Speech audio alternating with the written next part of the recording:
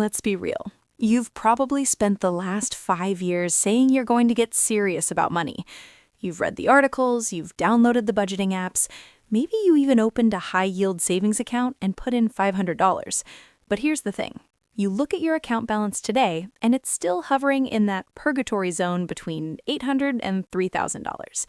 Meanwhile, you see people who started with less than you, and somehow they're sitting on $25,000, $50,000, or more. You keep looking for the secret investment or the perfect side hustle you're missing. But you aren't missing a strategy. You're hitting a wall, an invisible psychological barrier that exists right at the $25,000 mark. And most people never cross it because your brain literally treats that amount of money as a threat to your survival. I'm Zoe, and this is Exponential Mind. We help you build the mental and financial systems to stop surviving and start compounding. If you want to break the cycle of saving a little, spending it on an emergency, and starting over, make sure to hit the subscribe button. Because here's the cold, hard truth. 80% of wealth is psychology. Only 20% is math. Today, we're exposing the $25,000 identity wall, the psychological ceiling that keeps you stuck in the middle class, and the exact shift you need to make to shatter it. There's a reason why the average savings account is stuck at a few $1,000s. It's not just the economy.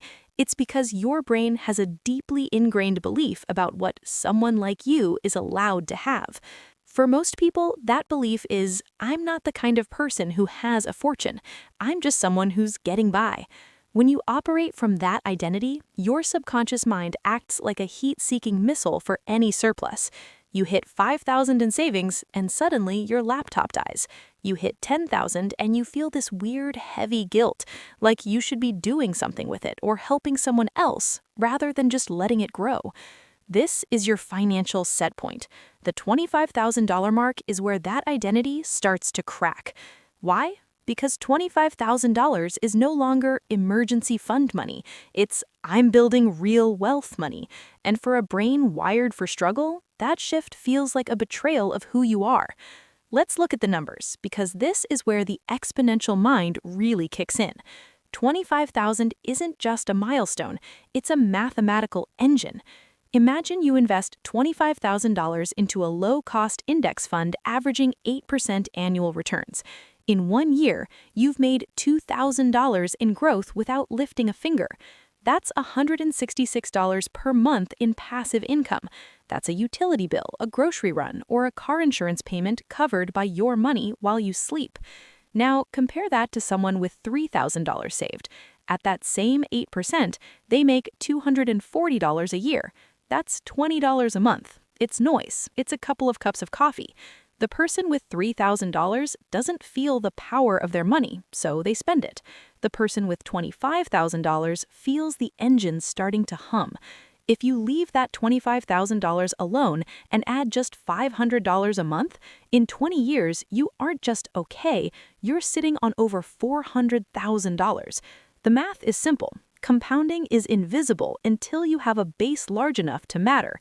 $25,000 is that base. If the math is so obvious, why is the wall so hard to climb? Because your brain is wired for familiarity, not wealth. If you grew up seeing money as something that comes in and goes out, having a stagnant pool of $25,000 feels wrong to your nervous system. This resistance shows up in 3 distinct patterns. 1, the guilt trap. Your brain says, you have all this money just sitting there while your brother is struggling or your parents need a new roof. You're being selfish. The truth? Guilt is your old struggle identity trying to pull you back to the pack. If you spend that money to save everyone else, you get to stay the same person you've always been. You stay safe, but you stay stuck. 2, the fear of the big loss. When you have $2,000, you're not worried about a market crash because you have nothing to lose. But when you hit $20,000, you start checking the news. You get anxious. The truth, you're actually not afraid of losing the money. You're afraid of the responsibility of being a person who has something to lose. It's easier to be broke and unlucky than to be wealthy and responsible.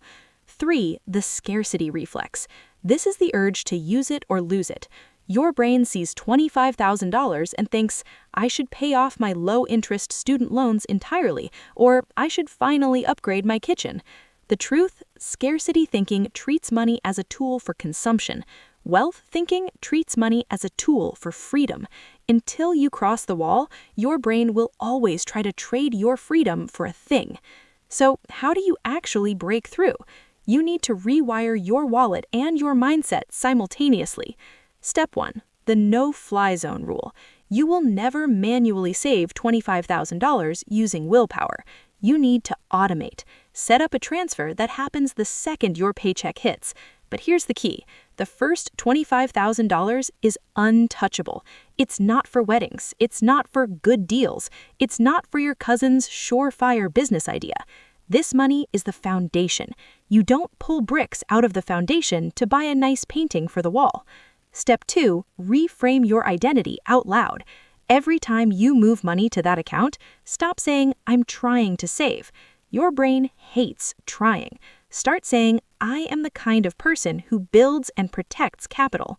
It sounds like fluff, but identity-based change is the only thing that sticks. If you think you're broke, you'll eventually make a broke decision to get rid of that surplus. Step 3, normalize the numbers. Your brain calibrates normal based on your inputs. If your friends think $5,000 is a fortune, your brain will stop there. You need to consume content, podcasts, books, forums, where people talk about 100K, 500K, and 1 million as standard. When you normalize the idea of having $25,000, your brain stops screaming danger and starts seeing it as the bare minimum. Objection. But I have debt and low income. I can hear the comments already.